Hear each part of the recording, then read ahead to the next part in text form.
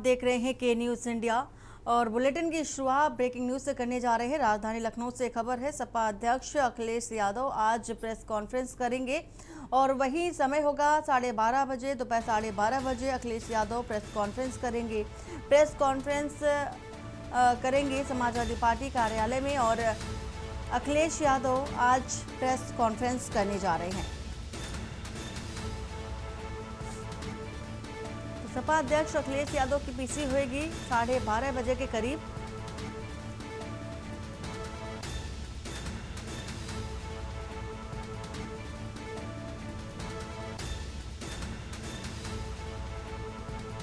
और बेहद महत्वपूर्ण प्रेस वार्ता है और इसी के साथ ही समाजवादी पार्टी कार्यालय में ये पूरी प्रेस कॉन्फ्रेंस की जानी है। कई मुद्दों को लेकर चर्चा भी करेंगे, सामने रखेंगे प्रेस वार्ता के दौरान अपनी बात। और इसी के साथ ही राजधानी लखनऊ से आपको एक खबर बता रहे हैं, 12:30 बजे के करीब आज दोपहर को प्रेस कॉन्फ्रेंस होनी है अखिलेश यादव की।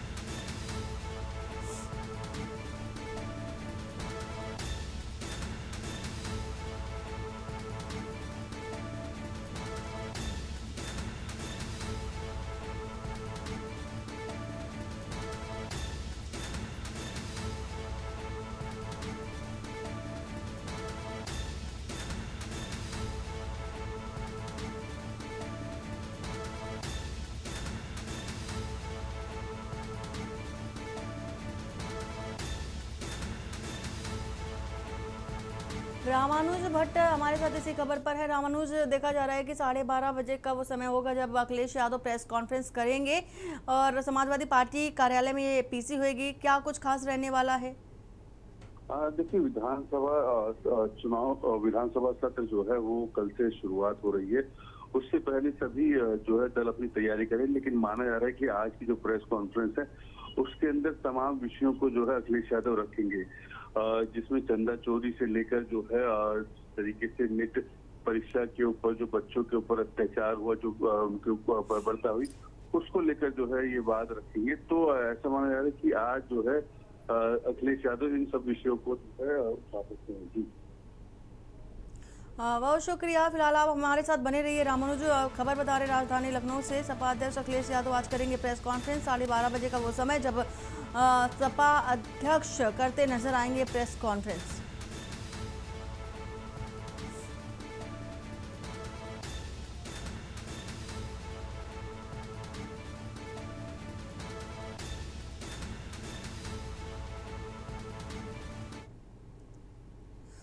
और राजधानी लखनऊ से खबर, सत्र से पहले बीजेपी की बड़ी बैठक होने जा रही है। आज शाम 5 बजे सीएम आवास पर ये बैठक होगी और शाम 6 बजे लोक भवन विधान मंडल दल की भी बैठक होगी। मानसून सत्र से पहले बीजेपी की ये बड़ी बैठक। इसी के साथ ही राजधानी लखनऊ से एक खबर आपको बता रहे हैं, बीजेपी की ये बैठक बेहद महत्वपूर्ण, मानसून सत्र से पहले ये बैठक होनी है। रामानुज हमारे साथ जुड़े हुए हैं। रामानुज, जिस तरह से एक समाजवादी पार्टी बैठक करने जा रही है विधानमंडल दल की विधायकों के साथ और आज बीजेपी भी अपनी ये बैठक करने जा रही है, क्या कुछ अहम रहने वाला है इस बैठक के दौरान? देखिए, अगर बात की जाए कि आज जो है भारतीय जनता पार्टी की जो है अहम बैठक जो है शाम को 5 बजे पहले सचेतक मंडल की बैठक होगी 5 कालिदास आवास पर, और उसके बाद जो है 6 बजे जो है भाजपा विधानमंडल दल की बैठक होगी लोक भवन के अंदर। इसमें किस तरीके की रणनीति बनाई जा रही है, कैसे जो है विपक्ष को घेरा जाए, कैसे विपक्ष से डिफेंड किया जाए, ये सारी बातें उसमें होंगी। और कैसे जो है विपक्ष के मुद्दों को कैसे जो है उनको जो है पिछली उनके कार्यकाल को दिखाते हुए कैसे उनको आईना दिखाना, ये सारी बातें जो है इस बैठक के अंदर होंगी। और कोई अगर विधानसभा के अंदर कोई बिल आता है तो उसके अंदर जो अटेंडेंस है, यानी कि जो संख्या है वो पूरी होनी चाहिए। इस पर भी जो है ये विषय भी जो है इस विधानमंडल दल की बैठक में रखा जाएगा। और कहीं ना कहीं सत्ता पक्ष होने के बावजूद विपक्ष को घेरने की कोशिश रहेगी। इस पर जो है विचार किया जाए किस तरीके से उनके विषयों को जो है रखा जाए। और जितने भी सरकार के द्वारा लाए गए प्रस्ताव रहेंगे उनको कैसे पास कराया जाए, इस पर जो है चर्चा होगी। बिल्कुल रामानुज, लेकिन जिस तरह से बीजेपी विपक्ष को ध्यान में रखते हुए बैठक करेगी, हर विषयों पर चर्चा करेगी, लेकिन इसके इधर अगर बात कर ले तो समाजवादी पार्टी भी आज अहम बैठक करने जा रही है विधायकों के साथ, और वो भी पूरी तैयारी के साथ सामने अपनी बात रखेगी भारतीय जनता पार्टी के। तो अगर समाजवादी पार्टी के लिए बात की जाए तो समाजवादी पार्टी किस स्तर तक कौन कौन से वो विषय होंगे जिसको उठा सकेंगे इस बैठक के दौरान? देखिए, सबसे महत्वपूर्ण जो है उत्तर प्रदेश विधानसभा की शुरुआत होने से पहले कि कैसे जो है जनता का ध्यान आकर्षित किया जाएगा, जनता को कैसे जो है अपनी ओर लाया जाएगा।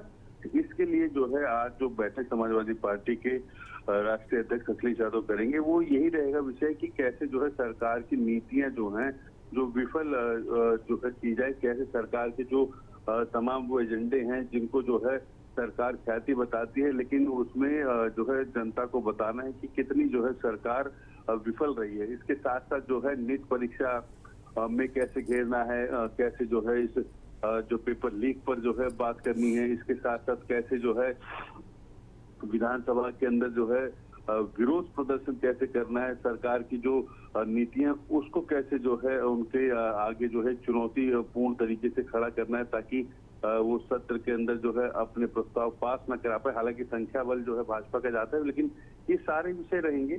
और इसके साथ ही चंदा चोरी माना जा रहा है कि इस विधानसभा के सत्र में जो है वो सबसे महत्वपूर्ण मुद्दा रहेगा। जी, बहुत शुक्रिया पूरी जानकारी साझा करने के लिए।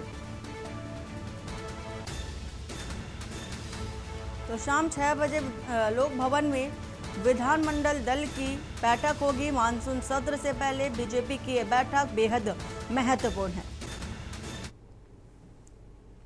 और हमीरपुर में पटाखा फैक्ट्री में विस्फोट हुआ है। पटाखा फैक्ट्री में पटाखे सुखाते समय ये विस्फोट बताया जा रहा है। फैक्ट्री में मौजूद एक लड़की विस्फोट से झुलस गई है और मौके पर एसडीएम सीएफओ सहित फोर्स भी मौजूद है। वहीं एसडीएम ने फैक्ट्री के अभिलेखों की जांच भी शुरू कर दी है। बीके राज फायर वर्क पटाखा फैक्ट्री में धमाका हुआ है, हादसा हुआ है और मौदहा कोतवाली क्षेत्र के पटाखा फैक्ट्री का ये पूरा मामला है, जहां पर एक लड़की झुलस गई है।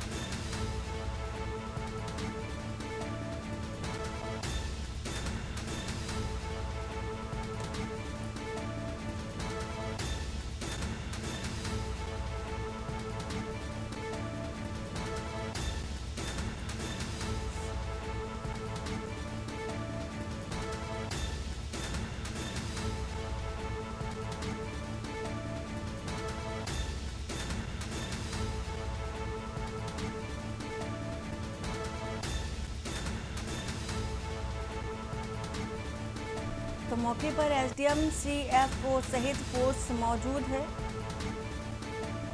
और इसी के साथ ही हमीरपुर से एक खबर बता रहे हैं, फैक्ट्री के अभिलेखों की जांच शुरू कर दी गई है। तो बीके राज फायर वर्क पटाखा फैक्ट्री में हादसा हुआ है। सर 400-500 पीस पटाखे बाहर सूखने को पड़े थे, तो बाहर सूखने को पड़े रहे। कल बेचेंगे तो घले नहीं, तो हमको धूप में डाल दे, धूप में डालने के बाद बेच लेंगे, अपना सूख जाएंगे जब ये पीस। बस धूप में 12-12:30 बजे ऑटोमेटिक पता नहीं ये कैसे विस्फोट कर गया। यहाँ कितने लोग थे? यहाँ हम थे, हमारी पत्नी थी और 2 बच्चे, हमारे 2 बच्चे थे। कितने लोग घायल हुए? सर एक बच्चा घायल हुआ है और एक थोड़ा हल्का जला है पैर पे, और एक लड़की भी घायल हुई बताया जा रहा है। हाँ तो थोड़ा अब आप देखा तो हमने देखा कि यहाँ जली है, हमने अब भी उसको नॉलेज नहीं है। किसकी बच्ची है वो जो घायल? वो संतोष की है, जो देखा है अभी हमने यहाँ काम फोटो में। नहीं, काम नहीं करती सर। बेसिकली अभी सूचना मिली थी कि यहाँ पे एक बीके राज फायर वर्क्स के नाम से पटाखा बेचने और बनाने की इसकी फर्म है। उसमें ये सूचना मिली कि यहाँ पे पटाखों में आग लग गई है, जिसके क्रम में हम लोग यहाँ आए हैं। तो अभी ये पता चला है कि कुछ बच्चे और एक लड़की मामूली रूप से जली है, जिसके बारे में हम लोग जानकारी जुटाने अभी अस्पताल जा रहे हैं। और बाकी इनके अभिलेख वगैरह मंगा के हम लोग देखेंगे कब तक इनका लाइसेंस था, कब से ये कार्य कर रहे हैं और उसकी वैध अवधि क्या थी। सर अग्निशमन के यहाँ पर कोई इस तरह के वो नहीं दिखाई दे रहा? अग्निशमन वगैरह के अभी हम पूरा देखेंगे इन्होंने क्या क्या यहाँ कर रखा, बाकी हमने मोटा मोटा तौर पे यहाँ नोट कर लिया है, तो आगे कार्रवाई पहले हम जांच कर लें तो फिर। और आगरा से खबर, कंगना रनौत के खिलाफ कोर्ट में परिवाद दाखिल किया गया है। एमपी एमएलए कोर्ट में अधिवक्ता ने अर्जी दी है और प्रदर्शनकारियों पर कथित टिप्पणी को लेकर विवाद और किसानों और महात्मा गांधी पर पुराने बयानों का भी जिक्र किया गया है। तो अधिवक्ता रमाशंकर शर्मा ने कार्रवाई की मांग की। कोर्ट ने कंगना रनौत के खिलाफ परिवाद स्वीकार किया है। 5 अगस्त को मामले की सुनवाई भी होगी। आगरा की एमपी एमएलए कोर्ट का ये पूरा मामला है।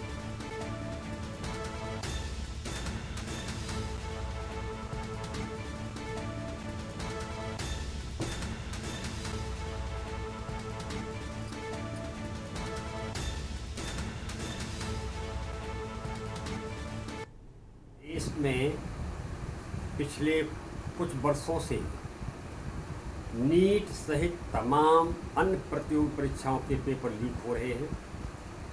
जो छात्र छात्राएं पूरी मेहनत के साथ लगन के साथ पढ़ते हैं, जब पेपर लीक होके आउट हो जाता है तो उनको बड़ी निराशा होती है, क्योंकि वो होनहार बच्चे देश का भविष्य है। इस कारण तमाम छात्र छात्राओं ने आत्महत्या तक कर ली है। जंतर मंतर पर आंदोलन किया छात्रों ने। 20 जुलाई को पुलिस ने तथा सुरक्षा बलों ने उन छात्रों पर बर्बर लाठीचार्ज, आंसू गैस के गोले छोड़े, पैलेट गन से गोलियां चलाईं, छात्राओं की छाती पर बैठकर उनके कपड़े फाड़े और अश्लील हरकतें की।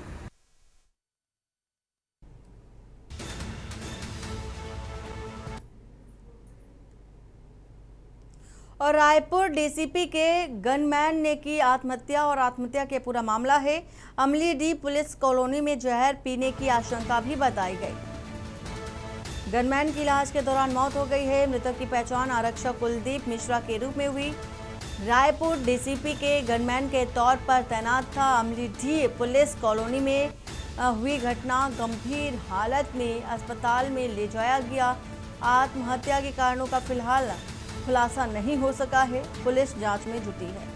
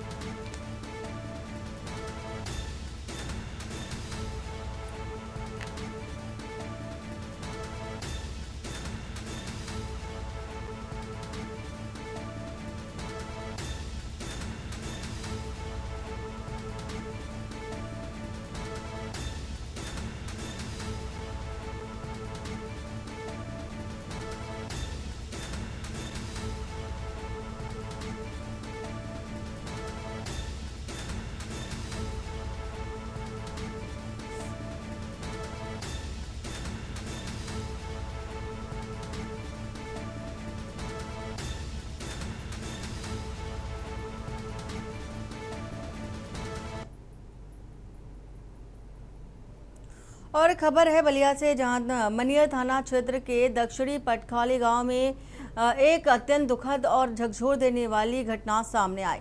यहां छेड़खानी और अश्लील वीडियो बनाए जाने से मानसिक रूप से आहत एक नाबालिग पीड़िता ने खुदकुशी कर ली। प्राप्त जानकारी के मुताबिक गांव के ही रहने वाले जाहिद नामक के युवक पर आरोप है कि वह नाबालिग को बहला फुसलाकर उसका अश्लील वीडियो बनाया और उसके साथ छेड़खानी करता था। इसे प्रताड़ना और मानसिक तनाव से तंग आकर पीड़िता ने खौफनाक कदम उठाते हुए फांसी लगा ली। घटना के बाद परिजनों में कोहराम मच गया है। आनन फानन में परिजन उससे अस्पताल लेकर पहुंचे, जहां डॉक्टरों ने उसे मृत घोषित कर दिया। घटना की सूचना मिलते ही पुलिस महकमे में हड़कंप मच गया। 31 जुलाई को मृतका की मां की तहरीर पर पुलिस ने मुख्य आरोपी जाहिद समेत अन्य के खिलाफ गंभीर धाराओं में मुकदमा दर्ज कर लिया गया है।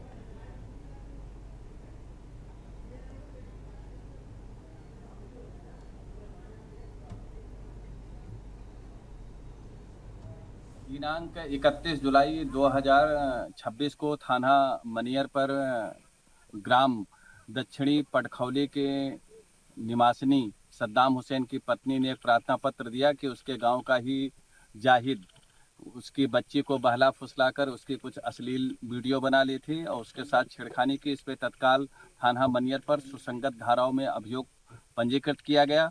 साथ ही साथ विवेचना की जा रही थी। इसी क्रम में आज पीड़िता बालिका किसी कारण से सुसाइड कर लिया, जिसमें उसको उपचार हेतु भेजा गया था, जहां वो मृत घोषित की गई। पुलिस तत्काल पहुंची और बॉडी का पंचायतनामा भर पीएम हेतु भेजा गया है।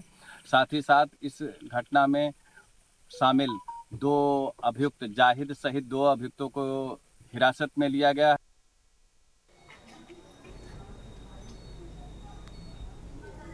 कृष्णकांत पांडे हमारे साथ इसी खबर पर है। कृष्णकांत, जिस तरह से देखा जा रहा है कि नाबालिग पीड़िता ने खुदकुशी कर ली है और उसे किसी दबंग के द्वारा डराया धमकाया जा रहा था, अश्लील वीडियो वायरल करने की धमकी भी दी जा रही थी। पूरी घटना क्या है, मामला क्या है, विस्तार से बताइए। जी, आपको बता दें कि ये घटना यानी 31 जुलाई को पीड़िता की मां के तहरीर पर यह दर्ज हुआ मुकदमा। ये देखा जा रहा है कि ये मुनियर की दक्षिणी पटखोली में ये छेड़खानी और अश्लील वीडियो से आहत आकर पीड़िता ने खुदकुशी की है। ये बलिया के मुनियर से ये बेहद दुखद घटना है। देखा जा रहा है कि दक्षिणी पटखोली गांव में छेड़खानी और अश्लील वीडियो बनाए जाने से आहत में ये नाबालिग जो लड़की है पीड़िता ने खौफनाक ये कदम उठाया है, जबकि अस्पताल ले जाते वक्त डॉक्टरों ने इसे मृत घोषित भी कर दिया है। 31 जुलाई को पीड़िता की मां ने थाने में शिकायत दर्ज कराई और आरोप भी है कि गांव का ही जाहिद नाम का युवक उसकी नाबालिग बच्ची को बहला फुसलाकर उसकी अश्लील वीडियो बना रहा था और उसके साथ छेड़खानी कर रहा था। पुलिस ने इस मामले को गंभीरता को देखते हुए और सुसंगत धाराओं में मुकदमा दर्ज कर दिया है, जांच भी शुरू किया है। लेकिन इस बीच मानसिक तनाव और आघात के चलते पीड़िता ने फांसी लगा ली, जबकि आनंद थाना में परिजन ने इसके इलाज कराने के लिए डॉक्टरों के पास मनियर लेकर गए। वहां पे डॉक्टरों ने उनको जिला अस्पताल के लिए रेफर कर दिया। जैसे ही सूचना मिली पुलिस महकमे में पुलिस वहां मौके पर भी पहुंची और जानकारी भी ली और शव का पंचनामा करके पोस्टमार्टम के लिए भेज दिया। जी कृष्णकांत, जो आरोपी है क्या उसकी गिरफ्तारी हुई है, क्या इस बात की कोई जानकारी? जी, इसके साथ 2 लोगों को और जो लड़का है उसको उस लड़के को गिरफ्तार करके, उस लड़के का नाम जाहिद है जो आरोपी है, उसके साथ 2 अभियुक्त को भी और गिरफ्तार किया गया, उससे भी पूछताछ चल रही है। और जो घर का माहौल है वो पूरा एकदम कोहराम जैसा मचा हुआ है, गांव में रोष भी व्याप्त है, लेकिन वहां पे पुलिस फोर्स लगाया गया है। पुलिस जो है वहां पर फोर्स लगाई गई है और जो भी है जो उनके परिवार जो आरोपी है उन लोगों से पूछताछ की जा रही है। जी, बहुत शुक्रिया पूरी जानकारी देने के लिए। बलिया से ये तस्वीर दिखा रहे हैं, आपको खबर बता रहे हैं, जहां पर एक नाबालिग जो लड़की है उसे परेशान किया जा रहा था और इसके चलते उसने आत्महत्या कर ली। और वक्त हो चला एक छोटे से ब्रेक का। ब्रेक के बाद जल्द हाजिर होते हैं। आप देख रहे हैं के न्यूज़, खबरों का सारथी। ब्रेक के बाद आपका स्वागत है। खबर जालौन से है, जहां तहसील कोंच में स्वास्थ्य विभाग ने प्राइवेट अस्पतालों के खिलाफ बड़ी कार्रवाई करते हुए एक क्लिनिक और मेडिकल स्टोर को सील कर दिया है। ये कार्रवाई शिकायत मिलने के बाद ACMO डॉक्टर अरविंद भूषण के नेतृत्व में की गई। छापेमारी के दौरान स्वास्थ्य विभाग की टीम को कई गंभीर अनियमितताएं मिली। ACMO डॉक्टर अरविंद भूषण ने बताया कि जांच के दौरान विमल क्लिनिक में कोई डॉक्टर मौजूद नहीं मिला। अस्पताल में एक अनट्रेंड वार्ड बॉय मरीजों का इलाज करता पाया गया, जो मरीजों की जान के साथ गंभीर खिलवाड़ है। वहीं क्लिनिक से संचालित तृप्ति मेडिकल स्टोर पर भी पंजीकृत फार्मासिस्ट के स्थान पर अन्य व्यक्ति दवाइयां वितरित करता मिला, जांच में ये भी सामने आया कि विमल क्लिनिक में नेत्र चिकित्सा से संबंधित उपचार किया जा रहा था। स्वास्थ्य विभाग ने इसे गंभीर लापरवाही मानते हुए तत्काल प्रभाव से विमल क्लिनिक और तृप्ति मेडिकल स्टोर को सील कर दिया और एसीएमओ ने कहा कि मरीजों के स्वास्थ्य से खिलवाड़ किसी भी कीमत पर बर्दाश्त नहीं किया जाएगा। जिले में अवैध और नियमों के विपरीत संचालित अस्पतालों व मेडिकल स्टोरों के खिलाफ आगे भी कार्रवाई और अभियान सख्ती से चलाया जाएगा।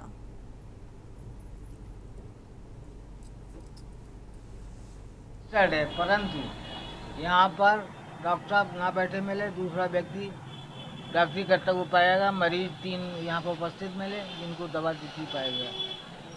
मेडिकल स्टोर रजिस्टर्ड है, परंतु वहाँ पर रजिस्टर्ड फार्मासिस्ट उपस्थित नहीं था। उसकी जगह और अन्य लड़के दवा देते हुए पाए गए, इसलिए इसको हमें सील करना पड़ा। बाकी सारे पेपर देख करके आगे कार्रवाई की जाएगी। पिछले कई दिनों से लगातार मिल रही शिकायत को लेकर स्वास्थ्य विभाग अलर्ट मोड पर आ गया है। बात कर ले जालौन की तहसील कोंच में स्वास्थ्य विभाग ने 2 क्लिनिक पे छापेमारी की है, जिसमें अनरजिस्टर्ड वहां पर क्लिनिक पाए गए। वहां पर मरीजों का उपचार किया जा रहा था, जहां पर कोई डॉक्टर नहीं था। और साथ ही साथ आपको बता दें, जो क्लिनिक खुले हुए थे वो रजिस्टर्ड नहीं थे। शिकायत मिलने के बाद एसीएमओ ने वहां छापा मारा। छापा मारने के बाद वहां जो उपकरण थे उनको पाया और टीम को देखकर वहां से जो फर्जी डॉक्टर थे वो वहां से भाग खड़े हुए। अब देखना ये होगा, इस तरीके के जो क्लिनिक खुले हुए हैं लोगों के साथ शोषण कर रहे हैं, लगातार मरीजों का जो है शोषण हो रहा है, जिसको लेकर यहाँ पर शिकायतें मिल रही हैं। शिकायत को लेकर लगातार जिले के अंदर स्वास्थ्य विभाग अलर्ट मोड पर नजर आ रहा है। लेकिन बात कर लें कि जिस तरीके से झोला छाप और अनट्रेंड डॉक्टर लगातार जो है लोगों को बेवकूफ बना के बड़े बड़े क्लिनिक खोलकर इतनी सीने जोनी कर जो कार्य कर रहे हैं, उसमें कहीं ना कहीं प्रशासन की ढीला हवा हवाली दिखाई दे रही है। अब देखना ये होगा इस तरीके के फर्जी क्लिनिकों पर कितना जो है कार्य किया जाता है, कितना उन पर हंटर चलाया जाता है, किस तरीके से इन पर कार्रवाई की जाती है, ये आने वाला वक्त बताएगा। कैमरा पर्सन मनीष पांडे के साथ माजिद अरमान, न्यूज़ जालौन।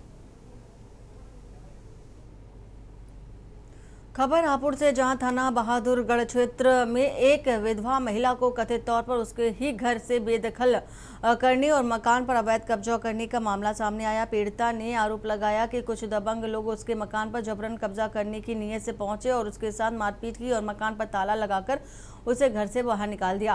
पीड़िता का कहना है कि घटना के बाद वह न्याय के लिए दर दर भटक रही है और प्रशासन से अपनी संपत्ति वापस दिलाने और आरोपियों के खिलाफ सख्त कार्रवाई करने की मांग कर रही है। वहीं ग्रामीणों का भी आरोप है कि महिला की संपत्ति पर जबरन कब्जा करने का प्रयास किया गया, जिससे क्षेत्र में आक्रोश का माहौल है। मामले की सूचना मिलते ही थाना बहादुरगढ़ पुलिस ने शिकायत दर्ज कर जांच शुरू कर दी है। पुलिस का कहना है कि पूरे प्रकरण की गंभीरता से जांच की जा रही है। जांच के दौरान जो भी तथ्य सामने आएंगे उनके आधार पर विधिक कार्रवाई की जाएगी। घटना ये हुई है कि इसका घर वाला 1-2 साल पहले एक्सपायर हो गया। ये मजदूर है और इसका एक छोटा सा बालक है। तो ये इसका घर वाला शराब पी रहा था।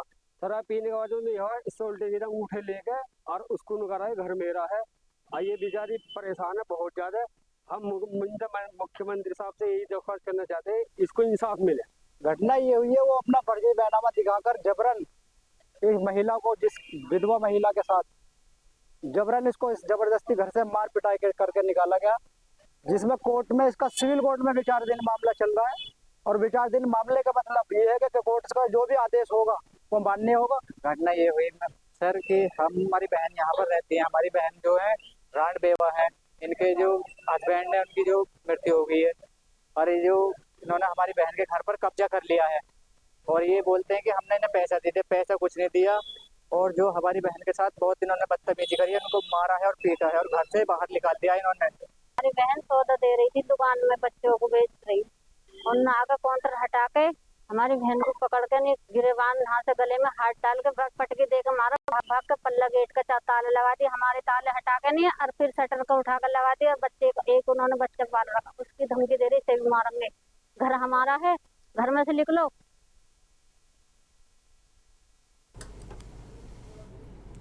अनुज चौधरी इसी खबर पर है। अनुज, ग्रामीणों ने जबरन कब्जा करने का भी आरोप लगाया। पीड़िता का कहना है कि उसके घर से ही उसे बेदखल कर दिया गया और उसके साथ मारपीट भी की गई है। अभी तक की कार्रवाई क्या हुई है? जी, मैं बताना चाहूंगा, ये थाना भादुगढ़ क्षेत्र के गांव भादुगढ़ कस्बे का मामला है, जो विधवा महिला को घर से निकाल दिया। दबंगों ने विधवा महिला को घर से निकाल दिया। जहां दबंग अपना बयानामा बता रहे हैं, जहाँ विधवा महिला एक उसी मकान में एक दुकान कर अपना गुजारा कर रही थी। वहाँ एक दबंग लोग आए और उस महिला को घर से बाहर निकाला और खिचेड़ कर घर से बाहर कर दिया और अपना ताला लगाकर अपना परिवार को उसमें रखने लगे। वो महिला तड़पती सड़क पर पड़ी रही। महिला का ग्रामीणों में रोष हो गया। पुलिस को बुलाया, पुलिस मौके पर पहुंची तो पथराव हो गया। अब इसमें महिला तड़पती गढ़ तहसील पवन यादव जी के पास पहुंची और थाना प्रभारी इंद्रकांत यादव जी के पास पहुंची और सीओ राहुल यादव के पास पहुंची। और रात इस मामले में पुलिस ने गहनता से, चौकी भादुगढ़ चौकी कस्बा प्रभारी सचिन चौधरी का कहना है, इस मामले में गहनता से जांच की जा रही है और उस महिला को उसी घर में दबंगों को निकालकर महिला को इस टाइम घर में रख दिया गया है और महिला उसमें अपने परिवार को पाल रही है। बहुत शुक्रिया अनुज पूरी जानकारी देने के लिए। फिलहाल ये हापुड़ से खबर, जहां पर एक पीड़िता को उसके ही घर से बेदखल कर दिया गया था। पुलिस ने कार्रवाई की है और कार्रवाई जारी है। ब्रेकिंग न्यूज में फिलहाल इतना ही। बाकी की खबरों के लिए बने रहिए आप के न्यूज इंडिया के साथ। नमस्कार।